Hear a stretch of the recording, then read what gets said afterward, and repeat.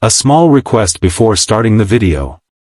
If you love the channel's topic, then subscribe to the channel now and press the bell icon next to it. Because one of your subscriptions encourages me to make better videos. Did GH just connect Faison's past and Nathan's identity? On General Hospital, in her prison cell/apartment, someone slipped Anna a copy of the book The Crystalline Conspiracy, which was written by P.K. Sinclair, aka Faison. It even had a handwritten inscription saying it was for his muse and signed only with C. In any other episode, it might have played as a threat. Here, it felt like confirmation. And paired with one casual line about Nathan's last name, the dots that have been scattering for months are finally connecting. The book wasn't a warning, it was a signal. The reveal worked because it didn't stand alone. Anna, Finola Hughes, receiving Faison's novel occurred in the same episode where Jack, Chris McKenna, reminded Lulu, Alexa Havens, that Nathan's, Ryan Pavey, paternal last name was Faison, a detail the show could have treated as backstory but chose to frame as urgency instead. The timing mattered as did the restraint. Peter August, Wes Ramsey, was dead. The show had been clear about that. Which meant this wasn't about a son carrying on his father's habits and seeking revenge.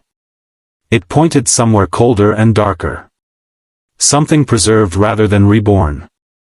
The earlier image of a brain on a computer in Dalton's, Daniel Goddard, lab suddenly felt less like sci-fi flavoring and more like groundwork. The story had already floated the idea of survival without a body, with Faison's, Anders Hove, consciousness living on in a digital doppelganger. The book merely confirmed intent. Nathan stops looking like an accident. Nathan's reappearance has been very suspicious and unsettling, especially since he doesn't seem very interested in finding out what happened to him since he was declared dead. But this episode reframed it. 7 years missing, a seamless return, immediate trust, suddenly, those weren't conveniences. They were ingredients.